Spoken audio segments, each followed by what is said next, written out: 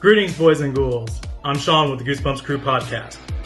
You've asked for it, and now the Goosebumps Crew Podcast wants to deliver. And you're in for a scare, because the Goosebumps Crew is proud to announce one weekend at Horrorland. So get ready, my friends, for an event that celebrates the magic of horror literature like never before. It's where you'll find like-minded fans of some of your favorite horror shows and movies, including some of the guests who've appeared on the Goosebumps Crew Podcast. Our special guests, panels, and activities for fans of all ages will immerse you in an exciting and spooky atmosphere, sure to get you into the spirit of things. But here's the thing, we can't do it alone. We need your support to bring this dream of ours to life. By making a donation, you become an essential part of making this extraordinary event a reality. And as a token of our appreciation, the Goosebumps Crew has prepared some extraordinary gifts and rewards exclusively for our backers. So, my friends, join us on this magical journey where we will create a weekend filled with pure passion and shared love for the horror genre. Please visit our Kickstarter donation page now. Let your passion ignite the flame that will make this event a reality.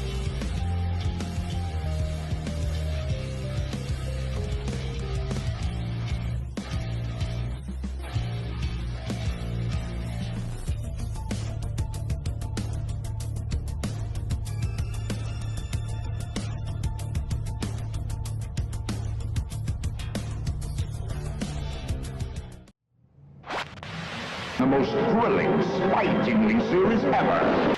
From the pages of R.L. Stein's best-selling books, And the screams go on forever and ever.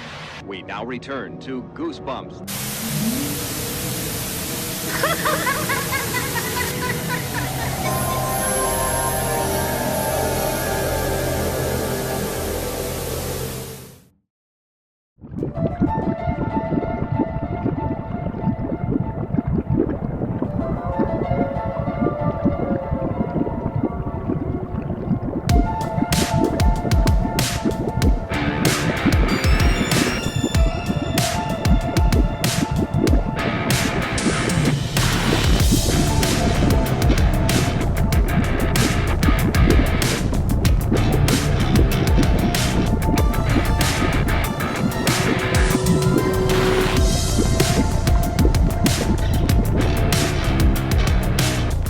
Greetings, Goosebumps fans, young and old, big and small, living dead and undead. Welcome back to the Goosebumps Crew Podcast. As always, I'm your host, Isaiah Vargas, and I'm joined by my good buddies Bjorn Palnick and Nick Shaw.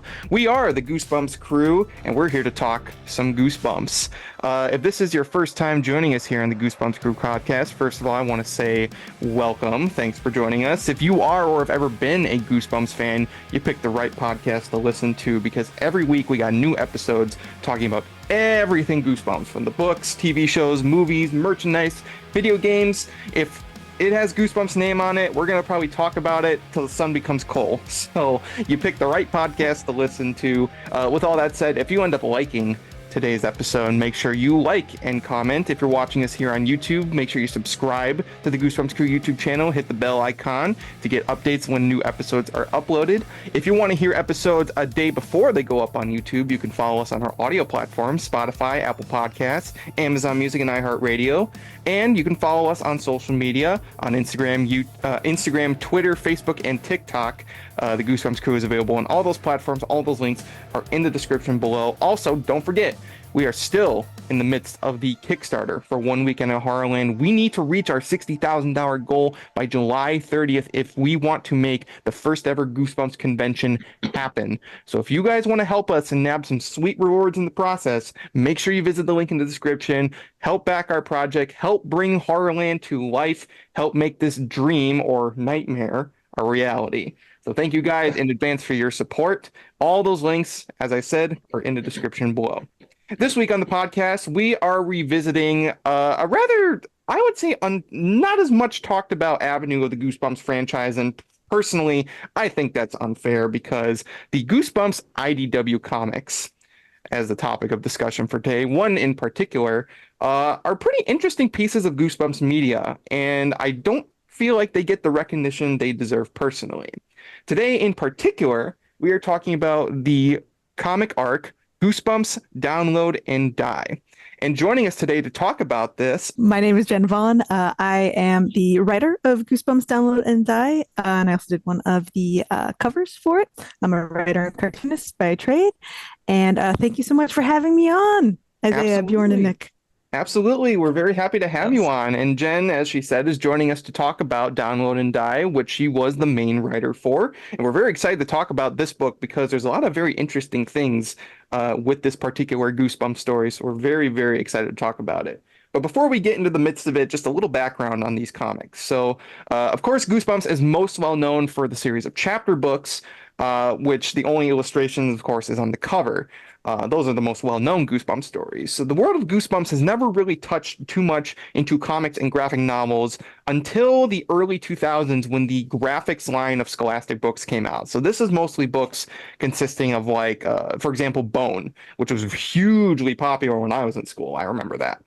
But of course, Goosebumps was still pretty relatively popular at the time. That was when they were going through their little hiatus phase. But Scholastic was trying to bring some life back into the franchise, so they released the Goosebumps graphic line, which was a series of 3 graphic novels. Each one contained 3 adaptations of a Goosebumps story. So the first one, which I remember, for example, was called Creepy Creatures, and it had the Werewolf of Fever Swamp, the Scarecrow Walks in Midnight, and the Abominable Snowman of Pasadena. All 3 of those by 3 different comic artists, and it was pretty honestly grisly. I remember it was the first time I actually like saw blood and stuff like that in a Goosebumps book. So it's pretty interesting stuff. But after that, we didn't get anything until well, we did get another graphics that was basically just a repackaging, but it did have a new edition in Night of the Living Dummy. That was released in 2015, I believe. It was around the time of the movie. But then Slappy's Tales of Horror, I believe Yep. it was. Yeah. Yep, that was the one. So like I said, it was a repackaging of 3 from the past books, but then it had a new edition, which was Night of the Living Dummy, henceforth the name Slappy's Tales of Terror. And actually wraparound segments by Slappy. So it was almost kind of like Goosebumps Tales from the Crypt, I'll call it. But the graphics line is all we had for a while until the late 2010s when IDW got in on the Goosebumps craze. Now, IDW is a huge comic publisher. They've done all sorts of comics, many of which connected to popular franchises. For example, they've done comics for Sonic the Hedgehog, Teenage Mutant Ninja Turtles, but they've released their own line of Goosebumps comics, each separated into different arcs. The first one we got was Monsters at Midnight. And then the second one was Download and Die. Now, the interesting thing about these books is that unlike the graphic series, they are not straight adaptations. They are original stories with the Goosebumps characters. And it leads to a lot of very interesting things. And the reason I say that this one is probably the most interesting to me is because unlike the other one, so Monsters at Midnight was basically an original story. But it had a lot, and I mean a lot of references to Goosebumps books. And then after this one, you had Horrors of the Witch House, which was sort of, it was probably the least referential, although it did have a character that was actually related to Sarah Beth in the Monster Blood book, which was pretty interesting. And then you had Secrets of the Swamp, the most recent one, which is actually sort of a mishmash between Werewolf of Fever Swamp and Werewolf Skin. And it's a very interesting story. I would check that one out. That's probably my second favorite. But Download and Die is a very interesting story because I actually consider this, and you could probably tell by the name, to be almost a modern retelling of Say Cheese and Die in many ways. And we'll get more into those as we go along. But Jen, how did you get involved with these Goosebumps comics? Thank you for asking. I had met the editor, Sarah Gatos, who was later the editor-in-chief at IDW at a convention years prior, and I'd actually pitched multiple comics along different licenses, including Daria, like Daria 10 years later. Oh, wow. Oh my gosh, I just forgot. Oh, Are You Afraid of the Dark? And that Ooh. one almost went through, and that's what led to this. They were like, okay, Jen's good at horror. We like what she's doing here. So then they were like, oh, guess what? R.L. Stine said yes to us playing in his graveyard. So I was like, all right, let's go. And yeah, I actually pitched multiple stories. I don't know if you want to hear about what they were, or okay. Yeah, So there was obviously Say Cheese and Die 2.0, which is what the original name, or it was just kind of like updated version with a cell phone, and these same characters. I had one called Recharged, which was the same thing but of just video games, straight video games. In addition to being a cartoonist, I'm a narrative designer and game designer for video games. So I was trying to, I don't know, show off or something, but also, kids of the 90s to now all enjoy video games. And so it was a way to, again, play with these ever-present screens that are in our lives. There was one that featured the Deep Trouble kids, Billy and Sheena, with a fight. Wow. Yeah, I mean, I'm a big fan of deep water, deep space. So yeah, places we shouldn't be. Mm-hmm. So that one I was hoping for because it was fun to have like the two protagonists and a new adventure. That one also featured some monster blood in it as well. That started globbing onto some of the sea creatures, making them attack people. There was an underwater carnival. Just all the creepy things. And those are the ones that I pitched. And then a camp version of this story that was actually the original one they went with, where it was a tech camp teen dreams or camp tech dreams. That's what it was. So you'll see some of that. Right up Bjorn's alley. Yeah. Right up my alley. Love camping. Bjorn probably went crazy for a camp story. So I feel yeah. Yes. That's really interesting. A cross between Deep Trouble and Monster Blood. It's like I love that when like you can again, like I said, how Secrets of the Swamp it was a mismatch between the two Goosebumps werewolf stories. I love when they can mash Goosebumps characters and locations and monsters together into one story, and that sounds like a great idea, to be honest. Also, quick question. I've always thought about this, and I never know which one to pick. Which is scarier, space or underwater? I mean, I guess if you're talking about in terms of the amount of time you have left to, I think of it as a haunted house. In space, a spaceship is a haunted house in space. Mm-hmm. In water, you're a haunted house in the water. So I guess if you're talking in terms of horror, underwater is more horrifying because there's a longer amount of time before you die drowning, versus if your body's still not in space. So in that way, to contemplate your own mortality, but also just like maybe it's also space is always like there's also like deep space and alternate dimensions and stuff. So you're always meeting like different versions of yourself or crews or Event Horizon style going to hell versus deep water, which is like creatures. So maybe it's more of like a monster versus your man thing. So yeah, that's what I didn't really answer. No, it's always an interesting question because they're both like very like voidish locations. I personally think underwater is scarier because it becomes like so dark once you go like super below the depths, and honestly there's always the thought that there's like things we don't know, we have not discovered down there, like the Meg. Yes right. I mean that stuff always washes up on shore. You know what, you're right, water is more horrifying because it is more attainable. It is the thing we can interact with much faster than space, unless we're paying for one of those Virgin flights. It's something like I can't remember what the percentage is, but it's very low of how much we've actually explored the ocean, and it's on the planet we live on. And like you said, like stuff 3%. Washes up and we're like, we've never seen it before. And odds are it's just because it has floated to the surface after it's died. So that's crazy stuff. I mean, and some of that's nightmarish, like stuff that's down there. Anglerfish are like some of the most nightmarish looking creatures ever to exist. Like I don't know. And that's an anglerfish. You didn't even go below what an anglerfish can go to either. So it's like, what All else the is down kids there? who had nightmares watching Finding Nemo as a kid. Right. I mean, Really? anybody, as an adult, as a teen, yeah. Yes, really, You had Bjorn. That nightmares of anglerfish Finding scared the Nemo? shit out of me. Oh my god. Yeah, but So you were that kid at the theater that was like, no, I don't want to watch this.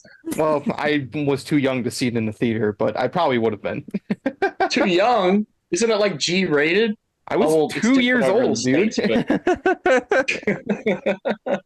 Anyway, getting back on topic. So, as I said, Download and Die is essentially the modern retelling of Say Cheese and Die. As you said, Jen, Say Cheese and Die 2.0. And it does a really good job of bringing it into the modern era because, when you had the original Say Cheese and Die, that was, Polaroid cameras and stuff like that. You didn't have any like modern technology. But here you can bring it into the world of smartphones and social media. And it's a very interesting concept. So diving into the story involves three girls. And one of them ends up coming across a very strange phone. So some bullies basically break her old phone. And she ends up finding there's just a new one delivered to her in the middle of the night. And she doesn't know where it came from, but who cares? It's a new phone. My old one's broken. So there's a lot of very interesting things that happen in it. And going back to my original point that mashing Goosebumps characters together leads for a very interesting story. It's not just Say Cheese and Die. There's actually a lot of other factors that play into this. For example, we actually get a little bit of calling all creeps in the story, which is very interesting. Of course, Slappy, of course, has to make an appearance, as well as Curly the Skeleton, which I love that these comics are keeping Curly alive. I love that. I love it so much. He should be immortal. Yes. I agree. And Yes. probably the two of the deepest cuts I've ever seen in Goosebumps media bring him back. Number one, and we'll go more in detail a little later, but I just got to bring him up. Number one is there's an appearance from Sibel Wicked from Welcome to the Wicked Wax Museum in issue 3, which it's always interesting to see give yourself Goosebumps characters come in, because those stories usually don't pop up a lot in like the public conscious. You don't see them at all, really. Like, Not really. so Yeah, when they never. do pop up, it's like, what? Like, even in the Goosebumps movie, when Fifi showed up, you were like, Huh? okay, they went with that. Like, you know? But you find out it's actually from a book, and you're like, "Whoa, Yeah. they know that." No, it was a really And cool choice. Keith from I Live in Your Basement, which, by the way, in case any of you at home forgot, is one of the most underrated Goosebumps books ever.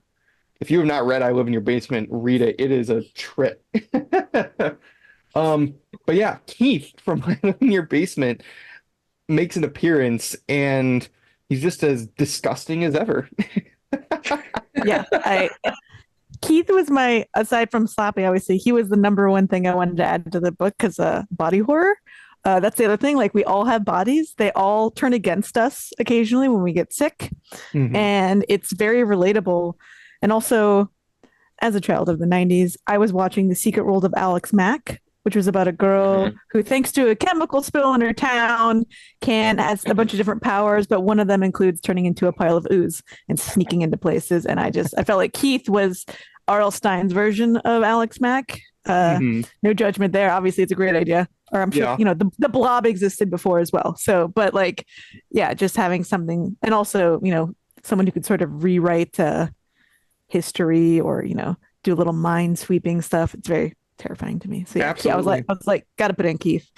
Yeah, well, and Yes. also just the aspect of someone who can turn because body horror is already disgusting, but the idea of like being able to turn inside out, so like everything on the inside is on the outside, is a terrifying concept. What's for dinner? It's inside out body. Yeah. Yeah. Well, I love in both the original cover art of the book and here. Apparently our insides are very yellowish. Yellowish and very egg-like. It almost looks like one of the egg monsters from Mars, which is really funny. It's a lot of bile. Yeah. Yeah. But So how did this particular story come to be? Like, what was the thought process behind it? I mean, it's a little bit what you said. Or I guess the challenge I was presented with was to either find a story or find some of the popular villains or middle popular ones, and bring them to like update them in a way.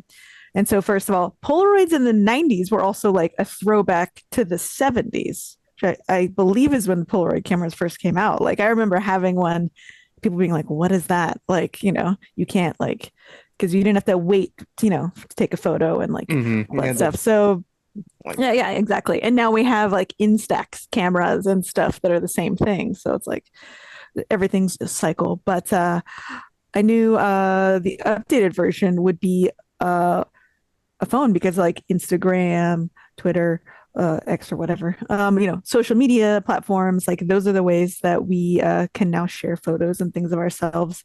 And also, just any story where I'm sure there's a phrase for it, but I can't think of it at the moment. It's like where you put on glasses or any type of thing where you can have a filtered view of your world and suddenly you can see all the horrors. Like that always appeals to me. I think that appeals to kids because they're always seeing the world from a different set of goggles until they can understand things. So that was part of the reason why I went for this as a phone thing. But then also, there's the little secondary stories between Mitra, the main character, and having a crush on another girl, whether having her best friend make a new friend and the jealousy that comes with that. So like all those little things that feed into teenage angst or preteen, I felt they're supercharged obviously now with cell phones and whatnot and how we present ourselves. So it felt like the horrors that we recognize social media for, but then also just adding in the supernatural was how I wanted to make this book. Yeah. Well, that's the interesting thing about this is because the original Say Cheese and Die is it's basically it's a pastiche of the original Twilight Zone story where you just take a picture and the picture is something bad and it's going to happen. So it's more about, it's not as much the main character overcoming, personal adversities. It's just kind of, trying to stop the bad things that he accidentally let happen or is going to happen. In this sense, you have a main character who is typical of a lot of teens. A lot of teens have sort of that self-doubt, sort of those insecurities that, they're like, example, a friend who makes another friend and then they feel kind of left out, they feel jealous, or having a crush on someone else, but not really, having the courage to say it, or having a brother who kind of busts your balls all the time at school of all places. Or even, the bullies are like a classic trope going all the way back, but it's very emblematic of like what modern teens go through. And it makes it all the more understandable why, some of the things that happened in the story would happen. So for example, Mitra ends up using so before I get into that, one of the great things about doing Say Cheese now with a smartphone is that smartphones can do so much other things than just take pictures. So here you can take a picture, but you can place a filter over that picture, and then whatever the filter is will actually cause that to happen. So for example, one of my favorite scenes is she takes a picture of one of the bullies in the computer lab and then puts like a filter that says "so sick," and then he actually becomes sick, and then he's just puking all inside the garbage can. They're like, I think a spot in the lab just opened. Again, body horror, puking, like all classic like horror, but also funny things. Yeah. Yeah. Something about puking is like, when it happens to you, it's horrifying. When it happens to other people, it's like, ha. Comedy gold. It's just don't ask me why that has to be a team sport either. Like when one person throws up, I swear, then somebody else is like, and then they gotta do it. Yeah. It is the weirdest thing. Yawning. It's like don't throw up. I'm gonna make someone else. Yeah. And then Keith shows up and he's like, "Y'all want to see me throw up my body?" And then so he's like, "You want to see a trick?" Yeah, Mitra's just like, okay, I'll see you later. Yeah. In my original email with the story drafts, I sent like 20 different filters because I was just like, I think this story might be it because it's just like it's too easy to think of things to put the characters through. I almost said torture them, but have them overcome. It does fall back on the classic say cheese and die, because there's another instance where Mitra's brother ends up breaking his arm because she put the twisted filter over a picture of him, which caused him to lose his balance, and then you just hear a kerfunk. Like, that is a gnarly sound effect to think about. Oof. Kerfunk. Yeah. But also, so like I said, it's not just Say Cheese and Die. There are other aspects of Goosebumps, other Goosebumps stories, and one of them involves the world of mobile gaming. In the sense, one of those so I feel like a lot of people have played these kinds of games, the like town builders in a sense, where you get to oh, you get to build a town for your little people to live in. Oh, you got to pay $100 if you want to get this cool stuff. God, I hate those games. Oh, there's a Goosebumps it's like game jingling like that. keys in front of a baby. It's like, oh, you want this really cool thing? Oh, you better start getting your wallet out if you want this. You're just describing Goosebumps Horror Town right now. I was gonna say no comment on that because I was playing Goosebumps Horror Town. Yeah. At the time until I realized what they were doing. I'm like, oh.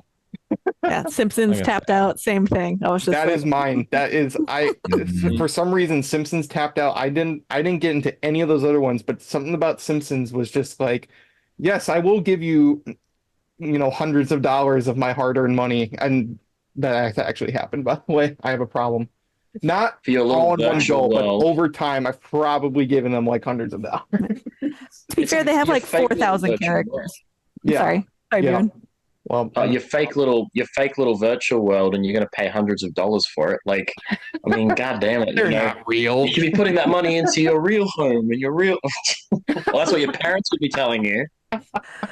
Bjorn, what is real though? Like, if Isaiah's feeling real feelings about this game, sorry, this is the game designer me coming out. I'm like, again, I do not believe in obviously prize packs for kids and stuff, and I feel like free to play games are honestly a scourge on humanity. Free to play is the biggest lie in history. it's like just kidding. We're gonna bother you all the time with ads. So always rather work on a game where it's like you pay $2 for it and then you can play it and then be done with it.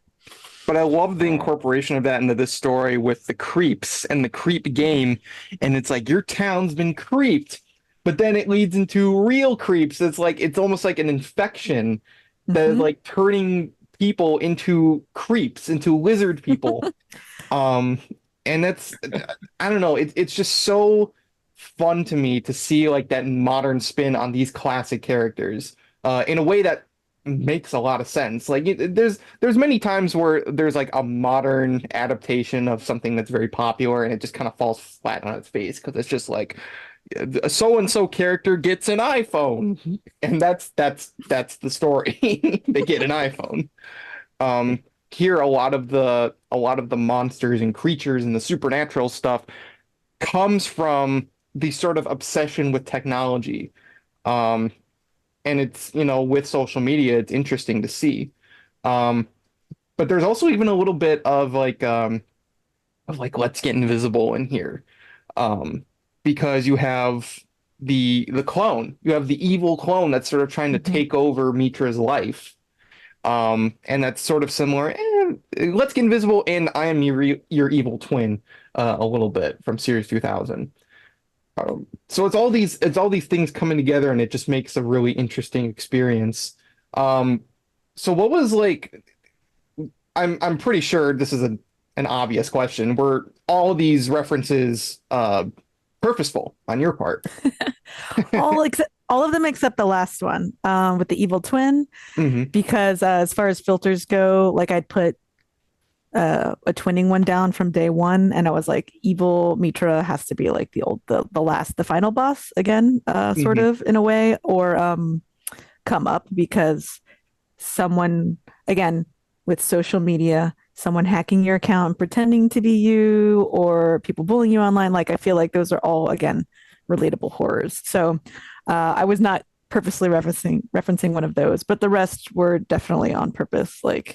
And I had to ask, and I would say Sybil Wicked came in because I was asked to use less slappy after I had written the first script. So I was like, I have two more. So I was kind of like sweating, like, like, okay. So she came in as the at the end, but I was also like, it was another character that I really liked, also because it, vanity, social media, taking pictures of yourself. Like, I felt like it thematically worked with the other characters enough. If you've given yourself over to the horror story with this fantasy and lizard people and all that, then you can, one more isn't going to matter necessarily. But I was hoping it landed, at least for people to like. It's interesting. So, too, did they give you like a list of characters that you couldn't use or could like, or were they just like, you can use whatever you want? Like they were like, go to town. Slappy has to show up, and then they were like, less Slappy, and I was like, okay, like, but you made anyway. But that's, to be fair, that is working with licensors. So because I was working with IDW, who was working with Scholastic, and Scholastic would then occasionally call R.L. Stine, and then he'd be like, yeah, whatever. Not quite. He'd shake that bony finger and be like, hell yeah, do it. And so, but yeah, everything took a little time. More time than usual, maybe. Than if I had just written the book on my own, or maybe used less of the original characters. But again, I was trying to write a love story to other Goosebumps readers as well. That's like the thing I would want to read. So yeah, Right, no, absolutely. definitely. Make sure it's got Slappy in there. So that was literally what they said, that you got to make sure you put Slappy in there. yeah, and I was just like, well, can't I make this book all Curly? And they're like, no, Curly is our mascot. He has no rad powers other than just walking around and scaring people. And I was like, okay, good to know. Thank you. So his power is that he's a baller. yeah. I was like, Yeah, he's just right? a skeleton. Yeah. Who wears sunglasses. Yeah. 2018 was like around the time that the second movie was coming out, and it was all about Slappy. So they were probably like, everything needs to be Slappy. You know what I mean? Like with the movies and the books, like the Slappy World books were coming out. So it was just like very orientated Slappy, everything. Yeah. And then they're like, wait. Criteria. Yeah. Then they're like, wait, right. we need this to sell. It needs to be slightly different. So I was like, okay, less Slappy. That's fine. So, but yeah, no, it was a great time with Sarah. And then we went through, she asked for a list of artists, my editor, and Michelle Wong was on that list, along with Naomi Franquise, who did one of the covers, Teo Duvall, who ended up doing one of the covers, Hannah Fisher, Devaki Naoki. Like, I had a whole list of women. Teo is now transitioned, but I had a whole list of women that I wanted to work with, and then they even like respected my wishes. Like, even our letterer was a woman, so I was like, yes, like. But then they never like said it in any of the marketing, which I was like, thank you, like, just like let it be. Yeah, it's 2018, guys, let's go. Like, yeah. Well, one thing I want to point out, and this was pretty interesting to me, is that so Mitra does have a crush in this book, but it is on another girl, Weather. And one thing I found out is that this is actually the first Goosebumps thing to have an LGBT character. Was that purposeful? I did not know it was the first until now. So, which is sort of sad, honestly, but glad it happened. Because again, yeah, I'm also queer, so I was kind of like, I would like my representation. So obviously the story doesn't end great for Mitra as far as that's concerned. Getting turned down, but that's what crushes are about. But yeah, I wanted to make sure that there was a little bit of that representation in there, if it worked with the characters and the story. And then Scholastic and IDW were obviously good with it. That was part of the point of bringing on new writers, was to let them play a little bit more from their identities as well. So, well, that's always the interesting thing with doing with these particular comics, is because you can bring new people onto each story, so they're not entirely the same every time you go from each one. So each story is not only a different story, but it's a different like group of people. So you bring something new to the table every single time, and that's always interesting. And yeah, I was actually kind of shocked too. But yeah, but to be fair, Stein usually tries to keep his settings and characters within the same margin of, the 90s. So every kid's got to get bullied. Every kid's got to, be a I don't know. I don't know if there's ever been a Goosebumps character that isn't kind of just a blank slate in the books, at least. I mean, to be fair, I feel like Mitra, aside from being the queer hero, is like a little like you can put yourself on her. Kira was like the open-hearted best friend who's down to try new things. Flips was like I felt like Flips was me because I moved every summer growing up. Like Goosebumps was the thing. Goosebumps and Garfield, to be fair, were the books that I would like go to the library and the bookstore and be like, oh, at least there's new Goosebumps, new Garfield. I can live. So yeah. Yep. I think we've all been there. Yeah.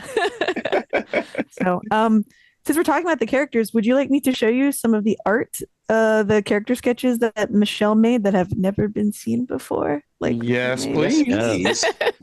Cool. Yes. I mean, it's something like 6 years after the comic came out, but still. Okay. Better late than never. I gave her a small description of Mitra, and then we said Slappy, obviously, and then we aged up the kids a little bit.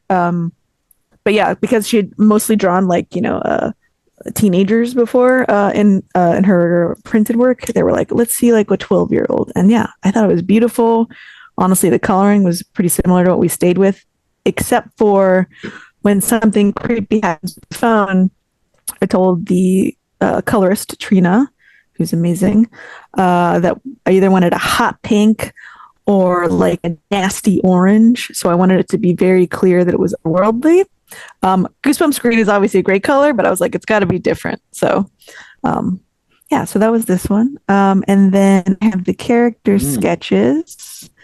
So this is when she was trying out Mitra, different hairstyles. And this description of this person was actually my best friend around that time, Mitra Belluri, Dr. Mitra Belluri. And I actually asked her beforehand, I was like, can I use your likeness? And she was like, of course. So, I gave her the book when it came out. But yeah, went with C. Got to have that fanny pack too. Old 90s fun. Yes. Oh, yeah. Very important trope. Very important. Yeah. Medad, the brother. So obviously, the young romantic, if you will. So looking good. And then. Of course. That jacket's pretty nice on C. He's the pretty boy. Yeah, exactly. This was best friend, and I wanted her to be curvy. We ended up going with color palette because I felt like these look like the clothing of like a teenager who's trying to hide, and so I was like, they got to be brighter colors. But like again, she just spot on nailed these characters every time. Like Flips. So I was like, gotta have dyed hair, and then I also was big on having glasses on more than one character as a kid that grew up with glasses and was bullied over glasses. So I was like 2 characters with glasses. So Flips and Kira both ended up having them. We went with almost kind of looks like a young Gwen Stacy almost. Yeah. Oh yeah. Yeah. That challenging look, like Weather Chan. So we went with this one, but yeah, this was the romantic interest who's like a sports lover, running track, making rad films. Yeah, exactly. Yeah, with their drone. So, I love that line at the end. It's like, I just want to make rad films. Yeah, a girl, right? Yeah. Yeah. And then Flora, and as you can see, this was she was the teacher, but originally camp counselor. So. Because again, we did a camp version. And so, and then these are the final, just so you can see with a little bit more shadowing. So yeah, we got that hot pink top and like, everything just, I think it's the shadow that makes everything pop more to me. I'm always like, ooh, more shadow. Ooh, sorry. Yeah, they look really good. Yeah. And then, awesome. You gotta have. Oh, yes. They're slapping. Oh my gosh, I'm sorry. I didn't show you. We had, Slappy also. And then there were 2 Sybil Wicked, so some early versions of her outfit. We went with this one. I love that you brought it back. It's so awesome. Mm-hmm. Thank you. Keith. That's awesome. I love that. I mean, you know what? That's me in high school in a nutshell. Like the emo. You were a blob monster? Oh, no, you were emo. Okay. I was an emo kid at school. Like I had. So like when I look at that, I'm like, yeah, that's me in high school. Just maybe a little bit more black with the clothes, but pretty close. Mhm. Yeah, and then a couple versions of Curly, different haircuts. Nice. Got that mohawk is rocking in the final one. Oh yeah, it had to be I loved the mullet, but it was like nah, this one. It had to be the If it was an '80s, if we were making like an '80s Goosebumps like story, Curly would have to have like the mullet mohawk. Yeah, exactly. And then for the first cover, if you want to see, I've got the sketch, and then what? Do you want to see? Sorry, I should have. Yeah. Okay. I never know if I'm showing too much or like people are like, God, no. So to help Michelle, because she was doing thumbnails of the book, character designs, and covers, I did a couple sketches, examples, just like very quick thumbnails for her. Again, this was when it was a camp theme, so it was like you can see inside the tent, scary trees. B is like the friends surrounded by the creeps, which is what we ended up going with. This one has the creeps and a bunch of things sort of coming out. Yeah, and this is a little too much murder being shown as you swipe on someone's face and they get swiped out of life. So, because in Goosebumps, the kids never die, which is something I was like, that's good to know in this lore Bible. So, for now, exactly, yeah. And so this is what she sent over. A is what we ended up going with. Again, great. Or we moved to Flips and Kira, but yeah, obviously Curly. Ooh, I like that. I like that B. I like that one. Yeah, that's a good one. Curly in the tent with the girls. That's so cool. I love that. That's awesome. That's awesome. Yeah, I love that. It's having a sleepover. Yeah, exactly. He's like, I got a creepy story. No, and then the girls at the camp. Again, when it was a camp story. So yeah, I just wanted to share with you guys. Since I figured you all would like it. No, I really like those. Yeah, those really Curly ones are awesome. No, thank you for showing. Thank you for sharing. Those are awesome. It's always incredible to see like the process of creating something. Yeah. It's never just like a 1-2. It's there's a lot of steps in it. Oh yeah, the first script I actually made was the Camp Tech Dreams version. So by the time I reread part of it, and I was like, oh my gosh, it was not a completely different story, but different conversations. Like Mayor Dad was in it a bunch more, and obviously different background with the camp and like different rituals that they were doing. So I think by the time I got to download and die version, I already knew those kids pretty well. So sorry, I'm like tooting my own horn, but I guess that's why I'm here. So hey, no, nothing wrong with that. One thing I got to bring up in this story is that the humor honestly is pretty good. I love how deadpan it can be in a lot of different places. Like, so for example, the first issue ends on a pretty eerie note because the girls are all having a sleepover, and then Flips wakes up with her hair cut, and there's actually like slashes on her face, and then a note saying, "I want the phone," and it's like pretty eerie. And then at the start of the second issue, they're like, well, what the heck are we going to do now? Is like, how are we going to like explain this to your mom? And their solution is to cut all their hairs bad and then like just go to breakfast, and her mom is just looking at them and just like, huh, interesting. Yeah, it's makeover night, and everyone was very edgy with their Yeah, it's just like instead of like maybe putting a hat on, they're just like, all right. And they just all come to breakfast. And there's another part where I mean I love Slappy in this book because he's toting around Curly almost like his drunken best friend. So there's one scene where Curly comes out, he's like dressed like the Grim Reaper, and then Slappy just like mid monologue looks over at him and is like, dude, take that off. Like, it looks stupid. And then he's like, kids are walking germ bags. Like, it's so funny. I just love it. Just like, I love when villains just like get really annoyed with their henchmen, and it's just like, what are you doing? You're making me look stupid. Yeah, exactly. I'm monologuing here. God, yeah. It just makes me think of that Night of Living Dummy 3 with Rocky moment. When Slappy kind of like makes a joke and laughs, and Rocky's starting to laugh, and he tells him, "Shut up! Who told you could laugh?" Yeah. Well, continue on the deadpan. Like when Slappy shows up, nobody's like freaked out or anything. Like they're just kind of like, "What is going on?" Like, is this a talking puppet? And then there's some tech people there, so they're just like, "This is just someone messing with us. Like, no big deal." yeah, and then like I think he bites Merdad's arm, and he's just like, "Ah, seriously? It's not even like a pain. It's just kind of like, come on, man, let go, will you?" Yeah, I mean that's part of the dread too. It's like we know who Slappy is, they don't, and they're underestimating him, and that's always just like, it's always like the look behind you or lock the door moment, and it's like, how do you do that with a 3 foot tall wooden dummy? Yeah. You know. Well, that's the thing. It's like, especially in this book where Slappy is pretty short. Like, like ventriloquist dummies are usually pretty small, but Slappy in here is pretty short. So it's like, what's stopping him from just like punting him across the room and being done with it? Exactly. I think one of the other main challenges writing a Goosebumps comic is that R.L. Stine is the king of the cliffhanger chapter. So I don't know if you've heard about the recent trend in books is like having short chapters, so that way people get that little dopamine hit because they feel like they've finished something.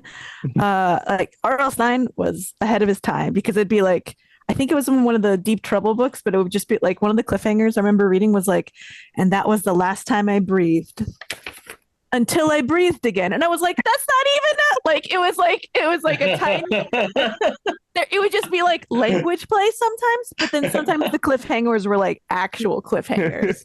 And I was like, how do you do that in a comic? It's like, you have to do it on the page turn, but you like, there's, you have to do it perfectly timed. Like, yeah, it's kind of like that line that Simon Pegg does in Ice Age 3 where they're like, "Did you die?" He's like, "Sadly, yes, but I lived." Exactly. Yeah. It's like contradiction.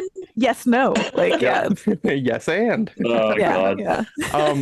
Well, one of my favorite parts of the book is like, because it's related to one of those cliffhangers. Literally, they fall off a cliff, and then they're hanging, and Mitra grabs Kira's leg, and it's just like, "Oh my God!" It's just like a long like, "God!" Oh my! You sounded like the guy off frickin' Troll 2. Oh my God! Here. With the fly on his forehead. Did you guys ever notice that? There's a fly just like resting on his forehead when he does that line. Oh God! Yeah, they only had that one. Yeah, that's right. The random fly. Oh, dude! I went to a screening of that movie, and like it was one of the greatest experiences ever. Like they actually had one here in Australia, and I was like, "Oh my God!" Literally. That's awesome. I Yeah, love horror that. movies. It's great. It's a great movie. Isn't it called like the best worst movie now? I think it has a new title that you can literally buy of the DVD. And there was actually a documentary on it, and it was like the guy that played the dad in the movie like walks up to like the owner of the DVD store, and he's like, "Do you have Troll 2?" And she's like, "Oh yeah, it's in the holy fucking shit section." Like literally, I want to go to that section. He's like, "Oh, okay." Yeah, I love the holy fucking shit section. That's literally what she says. It's just one movie. It's a whole shelf, but there's just one thing in it. It's prestigious. Going back to the sort of struggles of being a teen that we see, Mitra go through, is that there are a lot of supernatural things, and this is kind of supernatural, but it also kind of comes down to her own personal struggles and her own inner demons. Because when she takes a picture of her friends, I think it's the very last picture that she actually takes with a filter. It's the secrets filter, and then she's starting to hear like voices in her head that are saying like, they think you're crazy, like they want to take they want to take it away from you. They don't like you. It's like there's a lot of people who deal with that, not in the cursed phone supernatural way, but a lot of people who have those sort of self-doubts. So it's pretty interesting, again, putting it through that supernatural lens where it still is very relatable, but you sort of put it in that Goosebumps sort of fashion. It's very interesting. Oh, thank you. I think it's part of writing fantasy and horror is sort of laying the world bare and like showing it for what it really is. And yeah, letting like people telling you their innermost thoughts and they're confirming your innermost demons, like that's got to be number one. You know, you're like, I knew I was a poor actor in this in this play at school, and then everyone being like, yeah, she's terrible. Like that's yeah, I feel like that's not even relatable for teens maybe, but just for everybody. So, so being real with yourself and then, you know, being able to, but also knowing that you can always grow, but in the moment, you're not thinking about that. You're not like, what can I learn from this? What criticism can we take from this? Well, even in the sense of like, because there's a point where she wants to tell her friend, she wants to like say like what's going on, but then she just kind of looks at us like, no, they're gonna think I'm crazy. It's like in that moment, like sometimes there are people who are in like dire situations, but they don't want to be, you know, they feel like they risk like being looked at as like, you know, crazy or like they just won't be believed. And it's sad. It's like there are people who go through real turmoil in life and don't really say anything. So it's always interesting, and teens especially, you know, you're growing up and you're you know, there's a lot of things going on in your life, and some people have it harder and some people don't, but it happens. It does happen. Yeah, our circumstances are all relative, but puberty happens to most people, and like I think those two things make it hard. But that's also why you see in, you know, Stranger Things, like any story, it's like if people just communicated with each other more, like they could overcome their problems faster. But you gotta go get over your ego or people not believing you. I mean, some people that's the other thing in horror is people never believe it right away. So, you know, but yeah, I think those are the other things that are very they're the common themes, or at least they're the common things I like to work with, because it's something that, you know, honestly, as a human being that I also struggle with, is sometimes asking for help from my friends or being like, hey, like, can you hang out? Just I'm feeling sad. But, you know, the quarantine era of the pandemic made us all face some of those. So it was kind of like, yeah. No, that's very true. It's very true at the time. And it's interesting because this book came out before, you know, COVID stuff, but it honestly became even more apparent once it did happen. So, yeah, it's very much interesting. What was probably your favorite part of writing the story? oh, my favorite part. I mean, favorite part of writing. Sorry, that's what you said, because I was like, it was receiving the artwork was my favorite part, probably, because Michelle understood the assignment, if you will. But I think it was, for me, it was writing in some of the smaller visual bits. Bjorn, I'm sorry if you don't get this reference, do you know Richard's scary books? Yeah. Okay, sorry, yeah. And they weren't scary at all though, but that was his last name. Like the little animals, like it's like, you know, a worm driving an apple car, and it's like cats going to the supermarket. I actually don't remember the content of any of those. Hey, warn me next time you say something so horrifying. yeah, sorry. Well, those books especially, but children's books also, there's always like something happening in the backgrounds that is never addressed in the story. And I felt like putting that stuff in, and again, it's comics, so there's not a lot of space, but like one of the filters was like pinked or something. It had pink in the title, and Mitra takes a picture of the cat, it turns pink, it goes unnoticed for a while. And I put that in because I was just like, obviously it's visual storytelling, but at one of the signings I did, like a 5-year-old came up to me with like the most battered copy of to have it signed, and was just like, they're like, I noticed this, I saw it. And I was just like, and that was the part where I was just like, I made this comic for this person. Like, it felt good. So I think putting in like the little tiny things, or just like the world building and the visual details is probably some of the most fun for me, because I think it really adds to the story itself. And then obviously the artist then builds on that, and then the colorist, so in the letter. So yeah, and then also the team just coming together too, because I felt like, again, were fantastic. So Mm-hmm. It's interesting that you brought that up because there are many times where something will happen, but it's actually not focused on a lot. It's actually some things will even kind of happen in the background. Like even like so the cat is kind of there is one frame where you see it pink, but it's not like Mitra says like, "Oh, why is my cat pink?" It's like that would be a little too on the nose. It's kept very subtle. So you see the story, and then if you're like keeping a sharp eye, you're like, "Wait a minute, that cat wasn't pink before, was it?" So, or even like some of the times, like in the background, like you'll see like characters doing something, like even like the bully throwing up is not like it's not like there's an explicit scene where you see like all the barf coming out of his mouth. It's just kind of like it's like in the corner over there with like the characters looking over, and so it's like it's subtle. It's not like banging you on the head, being like, "Hey, did you notice this? Did you notice that yet?" It's leaving it up to you, the reader, to notice that stuff. yeah, no. So thank you. Yeah, that was part of I think some of the most fun. And obviously the editing by Sarah too, all of that helped with that because you're trying to make it subtle, but not too subtle so that like the audience can get it. But again, it's not like a War and Peace by Dostoevsky, like, you know. It's not that deep. Yeah. yeah. I was like the Goosebumps fans will get it if they don't mind an all ages book. So I like little Easter eggs that they put throughout things, and one of the things that like one of the lines was, and I know it probably is on the nose, but I know some people were kind of questioning it too, wondering if it really was. But the whole I think it was Kira that jokes about the Sandersons. So I'm assuming it's the Sanderson sisters, of course. Focus, of course. Yeah. Yes, of course. Okay. Yeah. It's like you could be like the Three Musketeers or the Sandersons. It's like, Right. Yeah.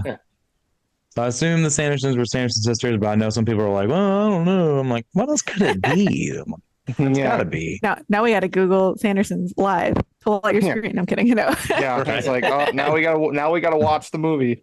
Yeah, I guess Brandon Sanderson exists, but there's not three of them. So three Brandon Sandersons. We're good. Bjorn, you got any questions? Any plans for a future Goosebumps story, comic, anything cooking up? Well, I definitely would love to. As you might have noticed, R.L. Stine started writing his own versions after seeing these, which have been very cool to read, though. Or writing, instead of doing the adaptations, he's now like, time for some news stories. IDW no longer has the license. It's Boom, really? I believe. Yes. I'm saying that and I'm like, Google it real fast. Yeah. So, but I also know editors there. So I will, and I saw an announcement for one recently. So I was kind of like, I'll probably go over and haunt their email box, if you will, because middle-age horror is my jam. After this, I drew an adaptation of a ghost story for kids called Took by Mary Downing Hahn. And I'm currently working on a middle grade graphic novel that is horror as well. So I would love to do more Goosebumps, and hopefully R.L. Stine will open up the gates to the graveyard again for me. But if he doesn't, I will make my own scary stuff for kids and for adults until, again, the sun turns into coal, graphite, something. Yeah. Like explodes. Yeah. Keep it going. We need that middle-aged horror. We need that. We need future generations of kids to grow up with these horror books. So, yeah. I mean, aside from obviously kids living in like war zones, I do feel like horror is something that helps them get through, parents getting a divorce, my brother like lost something, the small horrors, the everyday horrors, or not small horrors, the big horrors seem more manageable if you can read one. But then you always have the power to close the book for a while. And I think that's where interacting with horror as video games, movies, books is such a powerful tool for kids, and also let them process their emotions through a third party. Yeah. So that's why I'm like, Yeah. more horror for kids. Yep, Yeah. absolutely. No, definitely. Agreed. I remember being taken to the theater to see a movie when I was like 10 or 11. It was called Bridge to Terabithia. Oh And God. my parents were like, "Oh yeah, this looks like some like happy like kids movie, like from like the trailers and stuff." And then Spoiler I alert. was not prepared for Yeah, for right. that Yeah, until movie, they're drowning, and you're like, great story. Yeah. yeah, and like it was just so freaking sad, man. And like, but it was a film that like prepared like kids, I think, for True. the future. And I know it's not specifically a horror movie, but it did.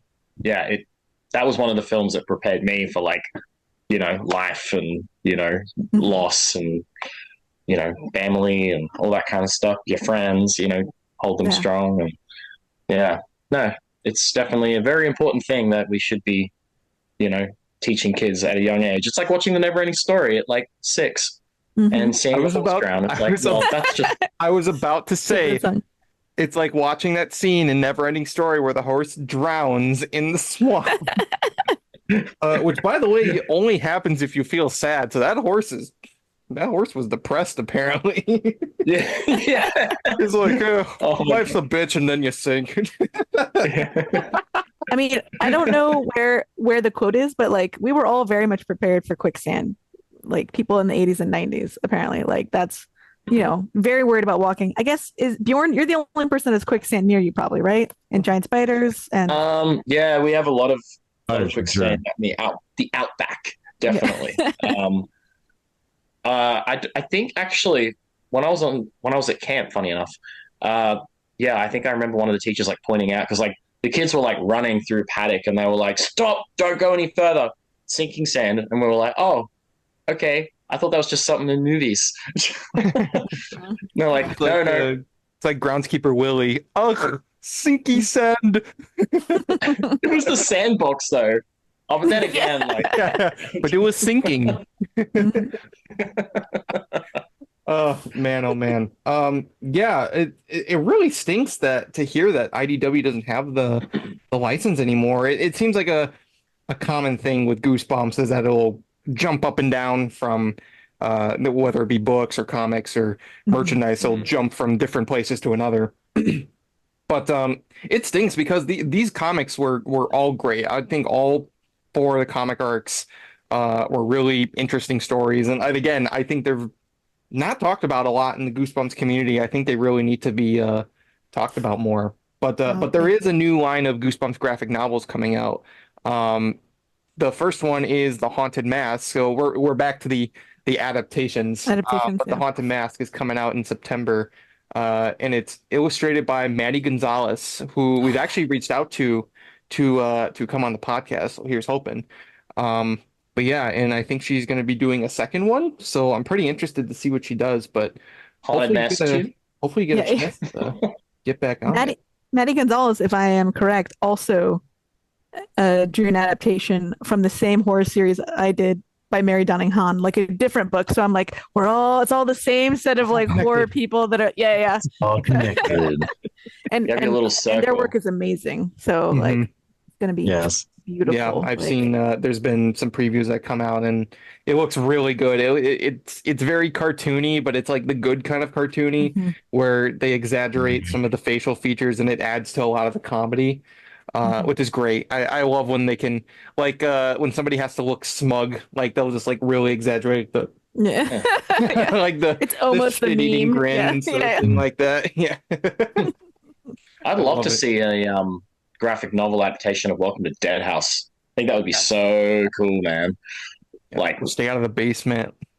Or stay out of the basement. Yeah, like one of those would look really, really good. Yeah, man. Welcome to Dead House also feels hard though, but yeah, because some of these things.